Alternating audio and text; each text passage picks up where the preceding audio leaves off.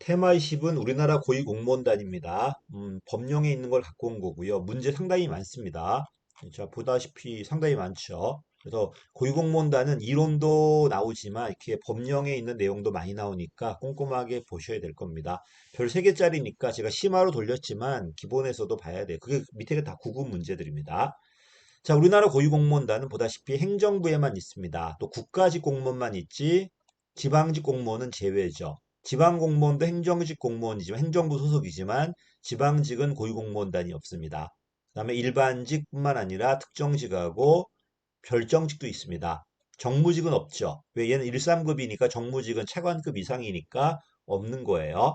또 지방직 공무원은 제외되지만 지방에도 국가공무원이 있어. 예를 들어 서울시에 있는 기획조정실장은 국가직 1급 공무원이에요. 지방에서 근무하는 1, 3급의 국가공무원은 포함될 수 있다는 겁니다. 또 행정부만 들어가지 입법부나 사법부나 헌재나 중선인은 제외죠. 감사원은 행정부 소속이니까 감사원에도 고위공무원단 제도가 있지만 별도로 운영돼요. 그렇지. 다른 고위공무원단은 막 섞일 수 있거든요. 그래서 A부가 B부로 왔다 갔다 할 수 있는데 감사직 공무원들은 오직 감사원 안에서만 있어야 될 거기 때문에 섞일 수가 없기 때문에 별도로 따로 운영합니다. 그 다음에 원래 만들어졌을 때는 1급, 2급, 3급을 없애버리고 가나, 다라, 마까지 마등급, 5등급까지 있었어요. 5등급제로 왜 등급이 많을수록 직위분류제잖아. 우리나라 고위공무원단은 계급제가 약화되고 직위분류제가 들어온 거잖아요. 그래서 등급이 3계급이 5등급제로 만들어졌던 거예요. 근데 이명박 정부 때 2등급제로 줄어요. 원래는 5등급이었지만 2등급제로 줄었다는 건 다시 계급제로 돌아갈 가능성이 높아졌다는 겁니다. 어쨌든 지금은 계급은 없습니다. 계급은 없지만 가등급, 나등급, 이건 직무등급이야. 가나등급으로.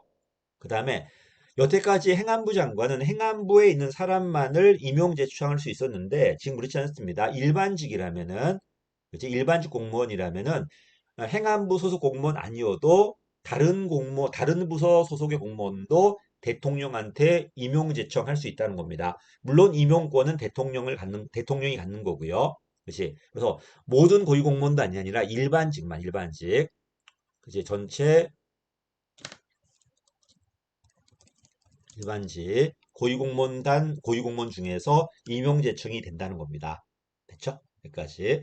그다음에 아까 봤듯이 개방형으로 20이 들어오고 공모직위는 경력직으로 보호할 수 있는 공모직의 30%가 고위공무원단의 이제 그 고위공무원단의 30이고요. 자율공모가 50입니다. 다시 고위공무원단 안은 뭐가 있다는 거야? 개방형으로 20이 들어올 수 있고요. 공모직인데 경력직으로 보호하는 고위공무원단의 30은 공모직으로 채울 수 있고요. 그다음에 나머지는 자율공모라는 겁니다. 그 다음에 올라가면 승진이겠죠. 딴 데서 데리고 들어오면 전볼 거고요. 개방형이 존재하니까 경력 경쟁으로도 들어올 수 있나 봐요. 됐지? 그 다음에 옛날에는요. 3급에서 4급에서 3급 올라갈 때 계급 올라갈 때마다 인역처에 심사를 받아야 돼요. 근데 지금 그렇지 않고 4급이 고위공무원단으로 진입할 때만 심사받고 그 다음에 내가 가등급 쓸지 나등급 쓸지는 그 인사권을 장관들한테 자율권을 줬다는 겁니다. 됐죠? 어디다 쓸지는요. 그래서 다시 옛날에는 승진할 때마다 계급별 심사를 인력처에서 받았는데 지금은 진입할 때만 심사를 거치는 거고 진입한 다음에는 장관이 자율적으로 보직을 쓸 수 있다는 겁니다. 됐지? 그다음에 10번도 중요합니다. 들어가기 전에 하는 게 사전평가고 들어간 다음에 하는 게 사후평가인데 사전은 교육이 먼저예요. 선교육이야. 그 다음에 교육을 끝났어. 그럼 내가 지금 이제 후보자가 아직 안 됐습니다. 지금 역량평가를 먼저 거쳐야 돼요. 역량평가는 뭐냐면 우리 뒤에서 할 테지만 네가 지금 4급까지는 일을 잘했단 말이야. 근데 4급에서 잘했지 고위공무원단이 되었을 때 잘한다는 보장은 없거든요. 이러니까 후보자를 모은 다음에 교육받은 사람을 모은 다음에 네가 앞으로 담당할 일을 먼저 해보게 하는 거야. 여러 과제를 해보게 한 다음에 잘한단 말이에요. 그 중에서 이제 잘한다고 평가받는 사람이 통과된 거죠. 이 통과돼야지 뭐가 되는 거야? 이제 고위공무원단 후보자가 된 겁니다.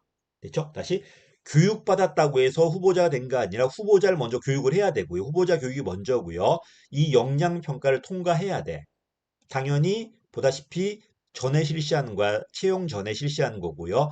통과하면은 뭐가 되는 거야? 고위공무원단 후보자가 된 거예요. 그러면 그 중에 일부가 이제 장관의 제청에 의해서 고위공무원단으로 임명되는 겁니다. 됐지? 역량평가는 다음에 또 할 겁니다. 그 다음에 사후평가가 있습니다. 고위공무원단 되었어요.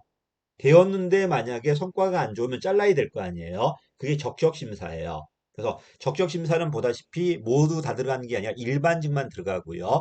그 다음에 금평을 했는데 원래 그 5급 이상은 절대평가인데 고위공무원단 상대평가예요. 4급 이상은 절대평가인데 고위공무원단 상대평가야, 금평이. 그래서 총 꼴등을 2년 동안, 그치? 최하위 등급을 받은 게 2년이 합쳤을 때 2년 넘었을 때 1년마다 할 건데 1년마다 합쳐서 2년 이상 최하위 등급 받았을 때 그다음에 고위공무원단인데 일이 없을 때 무보직일 때 그다음에 1년 최하위 등급과 6개월 이상의 무보직일 때 그다음에 네가 과제를 이행하면은 통과시켜 준 거로 했는데 네가 조건부 적격자 과제를 이행하지 않았을 때 어떻게 되는 거야? 적격 심사를 받아요. 됐죠? 다시 할게요. 적격 심사는 뭐라고? 일단 고위공무원단 된 거야.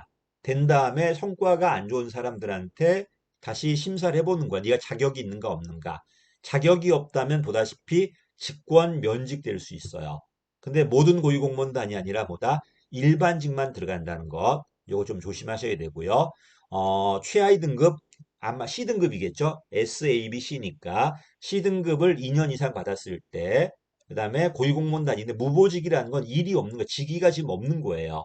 그러니까 일이 없는 거야, 지금. 1년 이상 일이 없을 때, 1년 이상 최하위 등급이고 6개월간 일이 없을 때, 그다음에 조건부 적격자가 과제를 이행하지 않았을 때 적격 심사 들어가고 그 결과 만약 부적격이라면은 면직이 될 수 있다는 겁니다. 이러니까 이 고위공무원단은 신분 보장이 약화되었죠. 그러니까 얘가 들어왔다는 것은 일명 직업공무원제가 약화된다는 거야. 왜? 연공 서열이 무너지고 직무 등급으로 갈라지고 그다음에 연공급이 아니라 연봉제로 들어오고 그지 직무 성과급 연봉제잖아. 그다 보다시피 적격 심사 들어왔고 신분 보장도 약화되었고 개방형 들어오니까 승진도 잘 안 되고 그러니까 얘가 들어왔다는 우리는 직업공무원제가 약화되고 있다는 겁니다. 문제도 상당히 많으니까 다 꼼꼼하게 봤으면 좋겠습니다. 여기까지 하겠습니다. 감사합니다.